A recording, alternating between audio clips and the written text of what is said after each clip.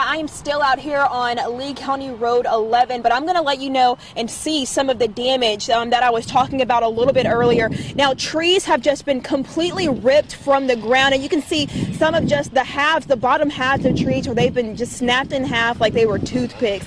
Yeah, Mark, you know, it's really amazing to see how the community is rallying together during this devastating time. If you take a look at where I am right now, you can see that trees have been uprooted, power lines are down, and in this mobile home right here behind me, a limb actually pierced through the roof. We are still here inside of Auburn Arena. The fans, as you can hear, they're very excited. Well, as you can tell by taking a look around, demolition is complete.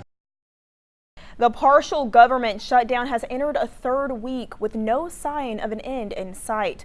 Health Services Incorporated wants to help you protect yourself and protect others by making sure you're prepared for flu season. We recently told you about a number of crosswalks and sidewalks the Alabama Department of Transportation plans to build on Montgomery's West-South Boulevard. Those projects coming after several pedestrian-involved accidents in that area. Just 2 years ago, a 10-year-old boy was hit and killed when crossing that roadway. New at 6 tonight, WSFA 12 News reporter Samantha Day has reaction from that boy's family. Hey, Sam. We start with some new information. Montgomery police saying they've made an arrest in connection to a homicide that happened yesterday morning in southwest Montgomery. Sergeant Jared Williams says officers went to perform a welfare check at a home in the 3900 block of Gateway Court. That's just off Selma Highway in southwest Montgomery. But when they got there, they found 79-year-old Evelyn Perryman dead from blunt force trauma.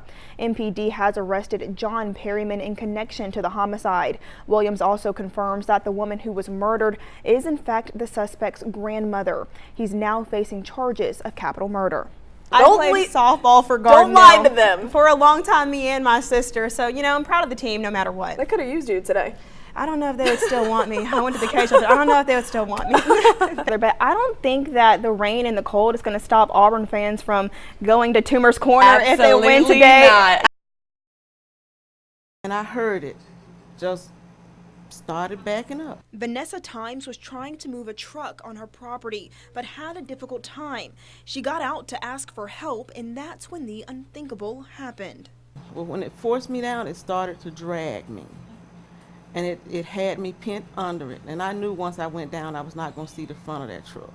She screamed out in pain. And saying, help me, help me. Terrified. I just knew I was dead. Luckily, city workers were nearby and were able to move the truck, but Vanessa was badly injured.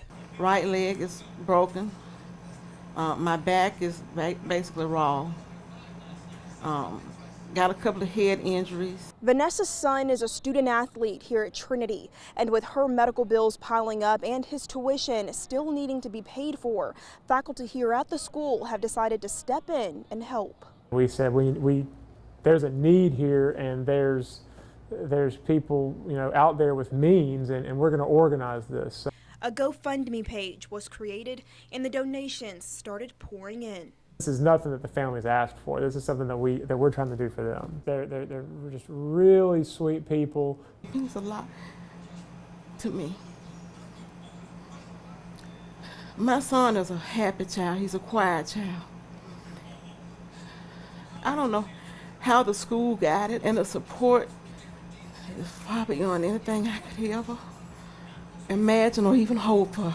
Vanessa still has a long road to recovery, but says that she's grateful for those rallying around her. Jordyn Elston, WSFA 12 News, Montgomery. Barefooted, pouring down rain, ran to her house. Federal, state, and local law enforcement agencies all came together to track down 38-year-old Christopher James Wallace after he robbed a pharmacy and shot Auburn police officer Justin Sanders. Unfortunately, you know, this is part of what we deal with. You know, we're certainly encouraged by the officer that he's going to make a recovery. The search for Wallace led police here to the Crossland Downs apartment complex on Stonegate Drive for a night that would ultimately end in gunfire and flames. While attempting to make a tactical entry into the residence, the suspect shot at officers who returned fire. Shortly afterwards, a fire erupted inside the apartment. Officers continued to secure the area. However, Suspects never emerged from their apartment, which became fully engulfed in fire. The suspects are believed to have perished in the fire. I heard multiple rounds being fired and heard police yelling, "Get on the ground, come out," all different sorts of things. So I ran to my bathroom and sat in my bathroom tub. And then they came and knocked on my door. I was like, oh my gosh, because I heard all the gunshots, multiple rounds, so scared.